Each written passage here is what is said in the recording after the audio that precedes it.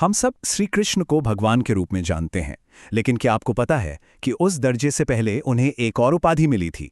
वो उपाधि थी पूर्ण पुरुष की, यानी एक कंप्लीट ह्यूमन बीइंग। और जानते हैं ये उपाधि क्यों मिली?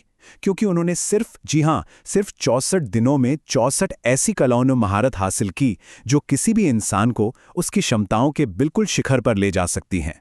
64 दिन और 64 कलाएं, और ये कोई मामूली स्किल्स नहीं थी। ये वो कलाएं थीं जो हजारों साल पहले जितनी जरूरी थीं उतनी ही और शायद उससे भी कहीं ज्यादा आज के जमाने में प्रासंगिक हैं। तो सवाल ये उठता है कि आखिर ये रहस्यमयी कलाएं हैं क्या, और आज के इस भागदौड़ भरी जिंदगी में ये हमारी मदद कैसे कर सकती हैं? चलिए आज इसी सवाल की गहराइयों में उतरते हैं। अब इन 64 कलाओं के विशाल सागर को समझने के लिए इन्हें 5 मुख्य श्रेणियों में बांटा गया है। ध्यान से सुनिएगा।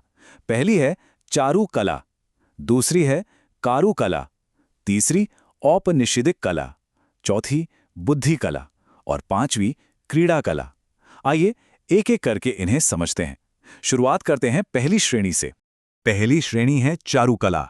कभी सोचा है कि कुछ लोग रिश्तों को कितनी आसानी से संभाल लेते हैं, चाहे वो दोस्ती हो, प्यार हो या फिर दुश्मनी?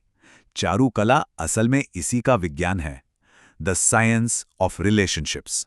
अब यहां से बात बहुत दिलचस्प हो जाती है। इस श्रेणी में एक कला है गिरधर, यानी इंडोर गेम्स में महारत हासिल करना। लेकिन इसका असली मकसद सिर्फ शतरंज या चौसर जीतना नहीं था।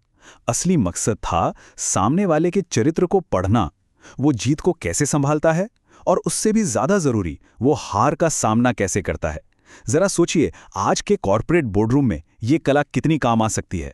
इसी श्रेणी में एक और कमाल की कला है सरपन चंचला, मतलब गुप्त भाषा या कोडेड कम्युनिकेशन। स्रोत में इसका एक बेहतरीन उदाहरण दिया गया है।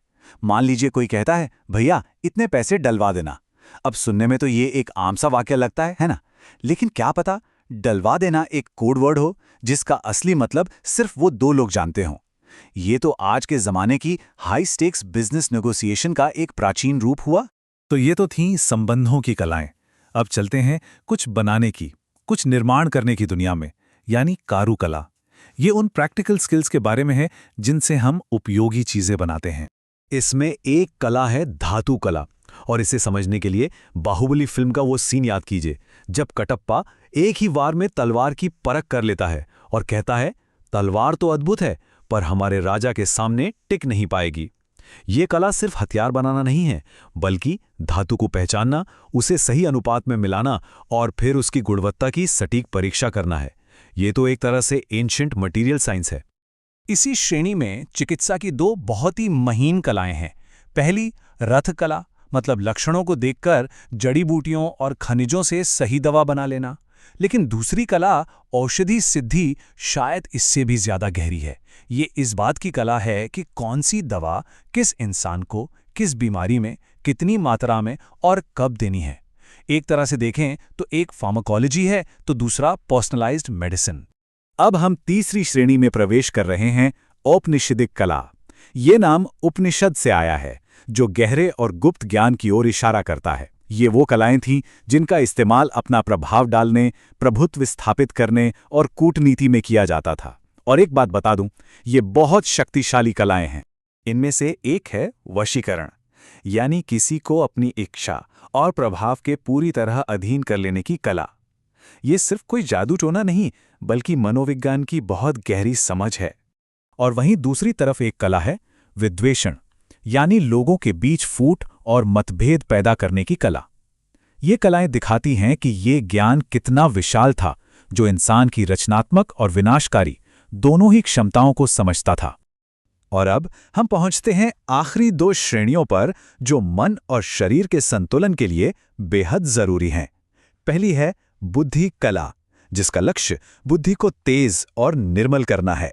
और दूसरी है क्रीड़ा कला, जो शरीर को मजबूत, फुर्तीला और स्वस्थ बनाने पर केंद्रित है। इनके कुछ उदाहरण देखिए जरा। धारण मात्र का कला, ये सिर्फ रटना नहीं, बल्कि एक बार सुनी हुई बात को हमेशा के लिए याद रखने की क्षमता है। आज के इंफॉर्मेशन ओवरलोड के जमाने में ये किसी सुपर पावर से कम है क्या? फिर है मल्ल शास्त्र, यानी कुश्ती और फिजिकल कंडीशनिंग की कला। और एक है हस्तलाघव यानी हाथ की सफाई, जो आज के इल्यूजनिस्ट्स और मैजिशियंस इस्तेमाल करते हैं। तो इन सभी कलाओं को जानने के बाद मन में वही बड़ा सवाल फिर से उठता है, क्या ये प्राचीन ज्ञान आज की दुनिया में सचमुच कोई मायने रखता है? इसका जवाब एक बहुत ही चौंकाने वाली बात में छिपा है। स्रोत के अनुसार एक औसत इंसान अपनी दिमागी शक्तियों का बहुत ही छोटा सा हिस्सा ही इस्तेमाल करता है। अब जरा इस स्लाइड को देखिए। ये एक तर्क है कि हमारी आज की जो शिक्षा प्रणाली है वो हमारी क्षमता का सिर्फ 10% हिस्सा ही विकसित कर पाती हैं। लेकिन ये 64 कलाएं, ये उस बाकी के 90% सोए हुए पोटेंशियल को जगाने की चाबी हो सकती हैं। और यहीं पर मैं आपको एक सवाल के साथ छोड़कर जाना चाहूंगा। अगर इन सभी 64 कलाओं ने श्री कृष्ण को पूर्ण पुरुष से भगवान बना दिया, तो जरा सोचिए, एक आम इंसान इनमें से सिर्फ 4 या 5 कलाएं सीखकर कहां तक पहुंच सकता है?